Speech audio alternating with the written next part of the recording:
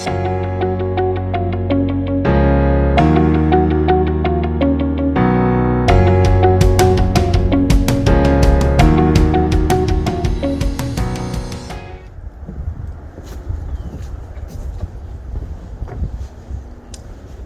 welcome back to another home hint from Border Home Inspections. Today I want to talk about numerous ways that you can improve the quality of your home year-round, but in particular for wintertime. So as you can see, gloves out, got hat on. If you're like me, you hate winter, but it's a necessary evil, and we have to deal with it. So in today's home hint, it's going to be a series of tips and hints that will help you to improve the efficiency of your home, things that you probably already know but maybe you never thought about. So I'm hoping that there are going to be a half a dozen or so tips that will cut your gas bill, make you more comfortable, and make your home safer. If you had to guess, what do you suppose would be the biggest heat loss portions of your home? You guessed it, windows and doors. So these are areas that you can improve on. You can spend thousands and tens of thousands of dollars improving them, or you can just do a few things to improve them that will save you some money, that are not very expensive. And that's the approaches that I like to take. I mean, it's great if you can put new windows and doors in your house, but it's also great if you drive a Jaguar, but not most of us can't do that.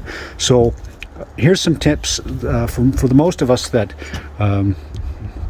want to improve the air quality as well as the efficiency of the house. So storm doors are a great idea. Weather stripping is also a great idea. In this case here, not much of a weather stripping here, and this door doesn't close properly. So what you need to do is you got to make sure that everything is sealing well. A lot of times the newer doors, even the steel doors, they need to have the deadbolt closed in order for things to be locked up tight. So by doing some adjustments, you can have them set up so that when you shut the door, they physically close properly without having the deadbolt, because most of us don't like to close the deadbolt when we're in the house. So improve the weather stripping around the door. That's number one priority. And by the way, let's talk about doors for a second. Wood doors are not very efficient. Most of them have a hollow core, or even if they're solid, wood is R1 per inch. So you got a door that maybe is R2 or something like that at best. So I recommend going to either a fiberglass door, which is my favorite, or a metal door, insulated door. Doors can be changed without changing the entire jamb if you know how to make measurements. And again, if you have this style of door, then just make sure it's weather stripped. At least you've done all you can with what you have to work with, and it's not very expensive to do. So now let's look at windows. Windows, there's a variety of types of windows. Like I say, you got your Jaguar style windows and you got your Pinto windows. I would classify these ones as the Pinto, if you're doing a car analogy. So these windows are a single glaze window with a storm on the inside. Really not a lot of R value, if anything. Glass in of itself has, I don't know what the R value is, not very much. So the problem with these windows a lot of times, and I'm doing an inspection today on this house, I will be opening the windows from the inside, but my chances are by the time I get the window open, I'll go to close it again because it's a crank style. It won't close all the way, and I'll have to come back out here and physically push the window closed in order to get it to stay tight. A lot of times with these old wood style 1970s windows, you'll find that the weather stripping that used to seal nicely is now hanging out at the bottom or hanging out the side, and it's not doing its job. So if you were to create a negative pressure in the house and use the thermal camera, you'd really see how much air is drawing through and around these windows. So increasing the efficiency of the window could mean put plastic on the inside. So the shrink wrap plastic, that works wonders. Make sure your windows are closed from the outside. That's a biggie. Of course, if you can afford to change the windows, then a double or a triple glazed window is great. Triple glazed would be the best. Low E, argon, Again, it's a lot of money to change windows. Another option you could do too, if you do decide to change windows, is you could put inserts right inside the original frames. So especially if you have a stucco house, it's hard to deal with stucco. Best thing you could do is leave the frame and the stucco alone and just put an insert inside. And the inserts can open and, you know, everything's the same. It's just the original frame is still in place. So there's a tip for windows. I could say a lot more, but don't want to make the video too long. Just do something with your windows if you have old windows like this. So, home hint number 2 for getting your home ready for wintertime. Look at your attic access. So in this case, you can see the attic access is not really that well insulated and not well sealed. You would be shocked at just how much air is drawn through that attic access.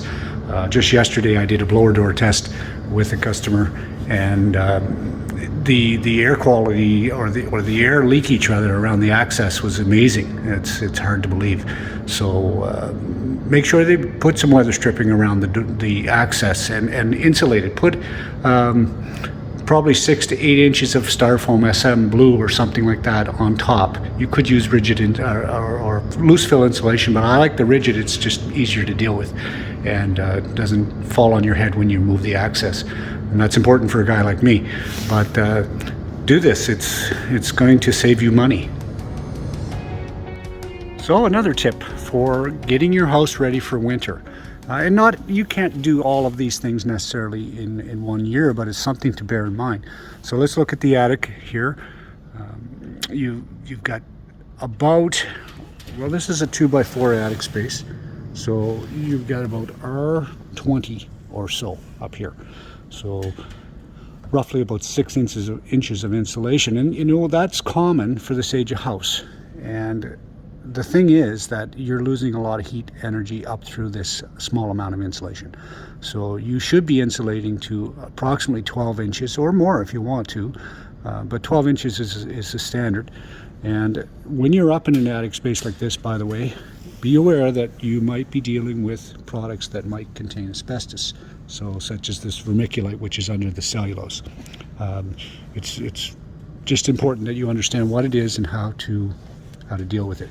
But tip number 3, increase the insulation in your attic space. And one more hint here, don't blow insulation into a point where you block the soffits. You see here that if I turn the light out, you see that there's some light coming through the soffits, and that's exactly what you want. You want air coming up through that soffit.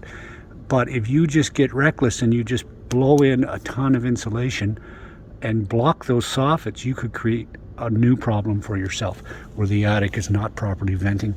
It'll deteriorate your shingles sooner. It could cause ice damming, all kinds of other issues. So do your homework, think about what you got to do, and do it correctly.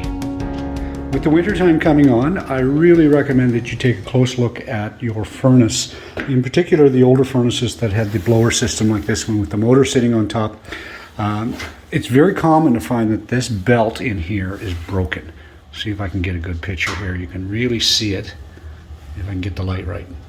So you see how that belt is cracked? So the furnace just fired up here, and if video's not too long, I will let it run for a minute, and you really hear the noise. So if you hear this sound in your home, then you should be looking at that belt in the furnace. If you think about this, it's kind of like driving a vehicle on a flat tire. If it's not perfectly round and balanced, it's going to make a lot of noise. You're going to notice it. That's what's happening here. So the fear with this for your home would be if you're going to work in the morning and the belt breaks, which it very well could do, then the heat will be shut off. It might come on, but it would hit a high limit switch and it would shut it off, and it might not come back on. And if that's the case, you might have a very cold house or even frozen water lines under the right conditions. So take a look today. Pull the cover off. Look at this belt. There's a number on the belt. Give that number to a company in town like Stuart Wright or something, wherever you live, and they'll give you an extra belt, and you'll have one as a spare.